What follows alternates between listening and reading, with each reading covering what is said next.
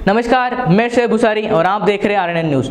2 दिन पहले ही संसद में हुए राहुल गांधी के हलवे और जाति वाले बयान के बाद बीजेपी ने राहुल गांधी को उनकी जाति पूछ ली तो पूरा इंडी गठबंधन उखड़ गया और इस आग में घी डालने का काम कर दिया पीएम मोदी के उस ट्वीट ने, जिसमें पीएम मोदी ने अनुराग ठाकुर के उसी स्पीच वाले वीडियो को ट्वीट कर दिया। अनुराग ठाकुर ने कहा था कि जिन लोगों की जाति का पता नहीं वो लोग जाति जनगणना की बात कर रहे हैं।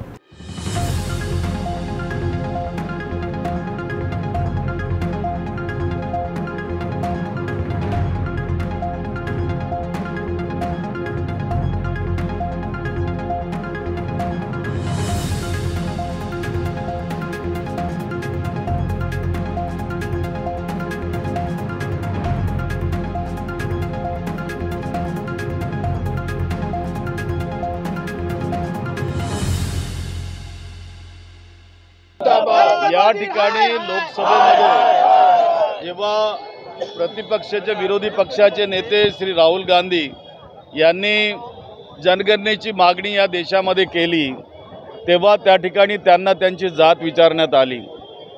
मला आठवतं की संत कबीरदास म्हणतात की जाती न पूछो पूछ लीजिए ज्ञान, मोल करो तलवार का पड़ी रहने दो म्यान। या ठिकाणी जे ज्ञान आहे आमचं त्याविषयीची माहिती विचारली पाहिजे, परंतु या ठिकाणी जाती विचारली जाते। एक प्रकारे या देशातली सरकार, नरेंद्र मोदीच्या अधिपत्याखाली असलेली सरकार या देशातलं संविधान मानत नाही। या मनुस्मृतीला त्या ठिकाणी वाढ देऊन मनुस्मृतीमध्ये जे वर्णव्यवस्था दिलेली आहे त्याचं समर्थन करतायत। त्यांनी स्वतः अनुराग ठाकूरने जे जाती विचारली त्याचं समर्थन ट्वीट करून केलं। याच्यापेक्षा मोठी दुर्दैवी घटना कोणी असू शकते आणि त्यासाठी शहर काँग्रेस कमिटी या ठिकाणी आंदोलन करत आहे। त्या घटनेचा या ठिकाणी निषेध करतायत। या देशाच्या प्रधानमंत्र्यांनी या संबंधी देशाची माफी मागावी आणि हा देश भारतीय राज्यघटनेने या ठिकाणी चालतो हे सिद्ध करून दाखवावे।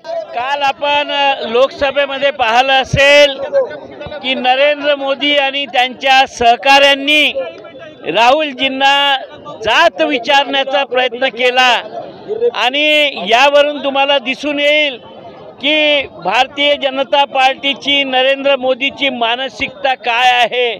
ही जातीयवादी पार्टी आहे हे यांनी सर्वोच्च लोकसभेमध्ये सिद्ध करून दाखवलं आहे।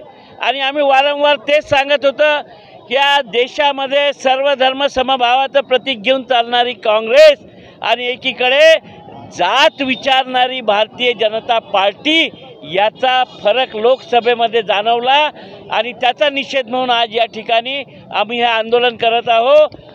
नरेंद्र मोदी यांनी अनुराग ठाकूर याच्या वतीने साऱ्या देशाची माफी मागावी, कारण की नरेंद्र मोदींचा असली चेहरा अनुराग ठाकूरच्या निमित्तानं लोकसभेमध्ये दिसलेला आहे आणि नरेंद्र मोदींनीच माफी मागावी ही सगळ्यांची मागणी आहे।